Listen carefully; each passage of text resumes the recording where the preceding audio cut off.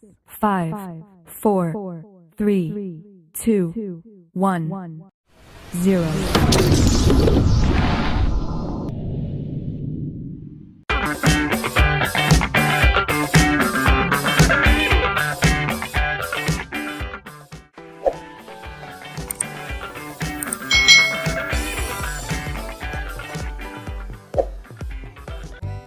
Hai.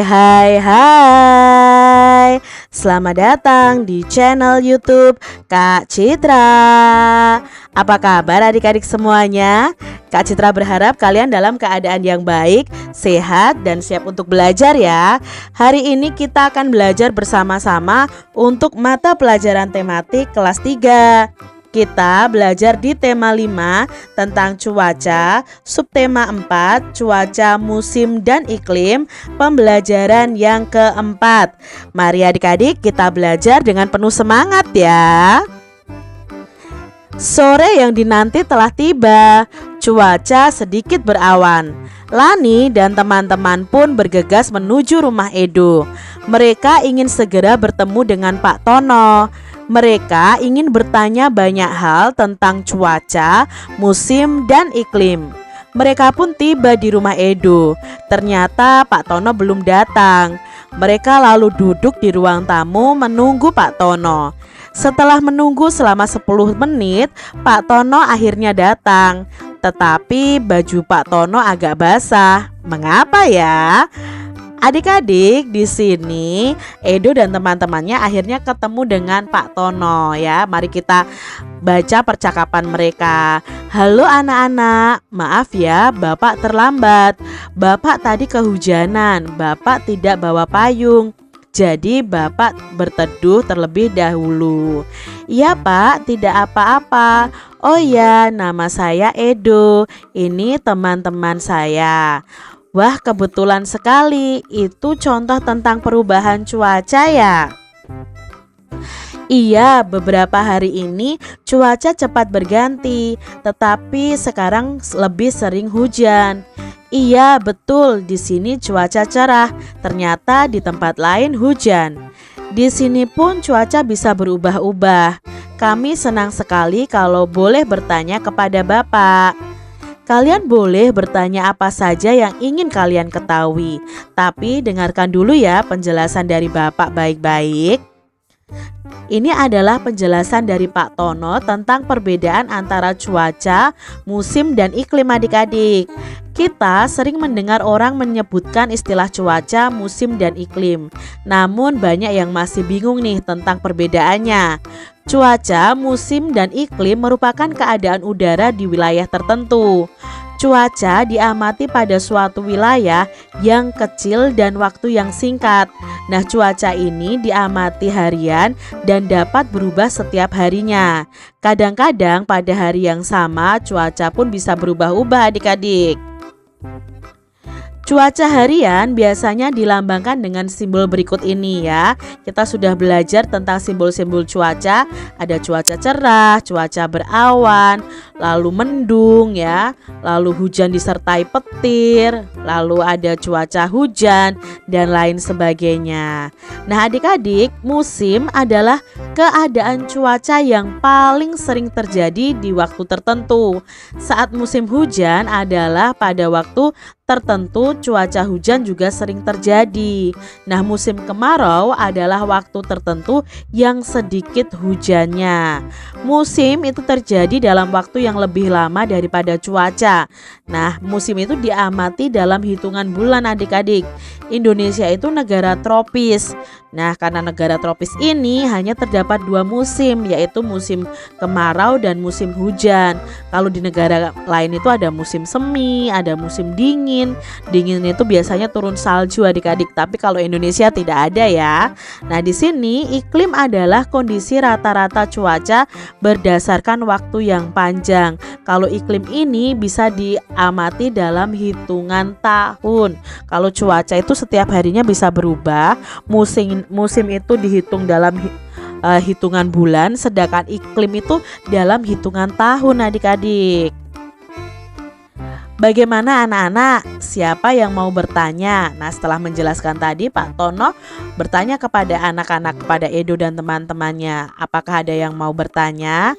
Saya, Pak. Apakah yang dimaksud dengan garis khatulistiwa? Tanya Siti. Nah, Pak Tono menjawab, garis khatulistiwa adalah garis yang mengelilingi bumi.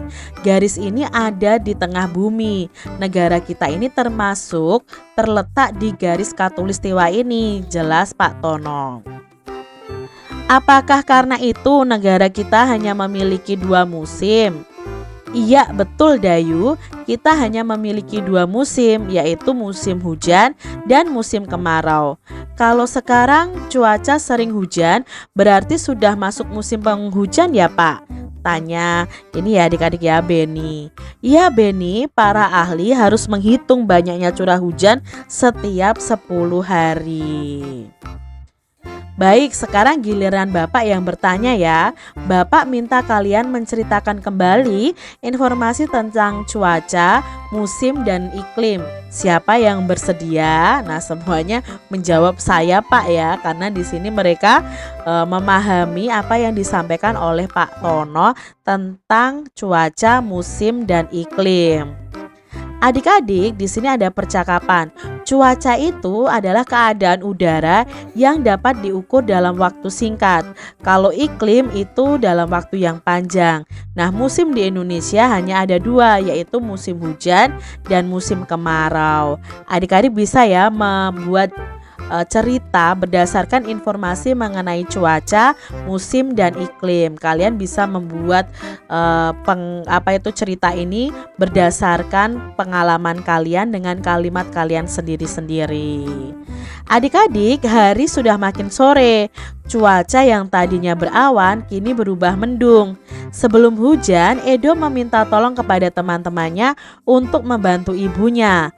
Lani dan Siti membantu mengangkat jemuran yang kering.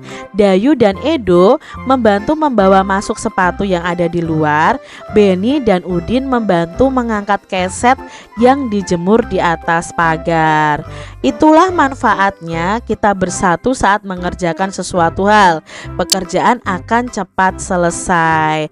Nah, terima kasih teman-teman, kalian sudah meringankan pekerjaan ibu saya. Adik-adik, segala sesuatu jika kita kerjakan bersama-sama pasti akan terasa ringan dan cepat selesai. Itulah salah satu manfaat jika kita itu bersatu dalam mengerjakan suatu hal adik-adik. Di sini Lani, Siti, Dayu, Beni, dan Udin bergegas pulang sebelum hujan turun.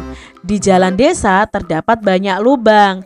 Agar tidak tergenang saat hujan, lubang tersebut ditutupi batu. Sambil berjalan mereka melompati bebatuan yang ada di jalan desa.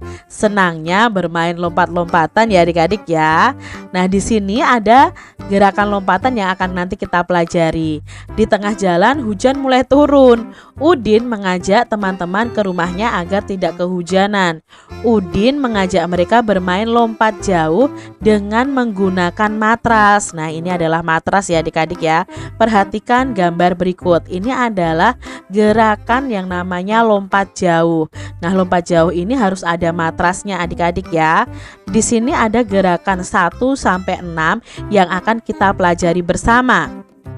Gerakan yang pertama adalah gerakan melangkah. Nah, gerakan melangkah ini posisinya adalah Udin melangkah menuju area tolakan. Nah, di sini ada area tolakan ya.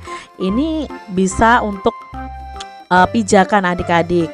Posisi yang kedua, Udin melakukan gerakan menolak dengan bertumpu pada satu kaki. Menolak itu bersiap-siap untuk melompat adik-adik ya. Nah, Udin ini bertumpu pada kaki yang lebih kuat. Kaki mana yang lebih kuat? Kalau kaki kanan yang lebih kuat ya kalian menolaknya dengan kaki kanan. Kalau kaki kiri kalian yang kuat maka menolaknya dengan kaki kiri. Lalu posisi yang ketiga ini ya, Udin ini melakukan gerakan melayang. Ini mulai melompat ya. Lalu kaki tumpuannya lurus ke belakang. Nah, kaki yang bukan tumpuan ditekuk ditekuk ke depan. Itu posisi yang ketiga. Nah, posisi yang keempat di sini adalah posisi saat melayang di udara. Nah, Udin ada pada posisi di udara, kedua kakinya dirapatkan dan ditekuk ke depan. Kedua tangan ditekuk ke atas seperti ini. Ini posisi waktu di udara. Berikutnya posisi yang kelima, itu Udin sudah siap mendarat. Kedua kakinya yang awalnya tadi ditekuk ya, dan tangannya itu diluruskan ke depan. Lalu posisi keenamnya, kedua kaki Udin mendarat di atas matras dan kedua telapak tangan itu menumpu di atas matras. Nah, ini tadi adalah gerakan ketika kita melakukan lompat jauh. Adik-adik bisa mempraktekannya tapi dengan pengawasan orang dewasa ya. Demikian tadi adik-adik pembahasan kita di tema 5 subtema 4 pembelajaran yang keempat. Semoga video pembelajaran ini bermanfaat untuk adik-adik semuanya. Dan sampai jumpa lagi di video pembelajaran Kak Citra selanjutnya. Tuhan memberkati.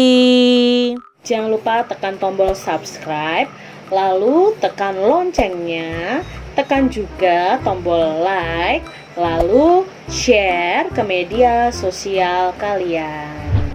Jangan lupa untuk ikuti media sosial Kak Citra. Terima kasih.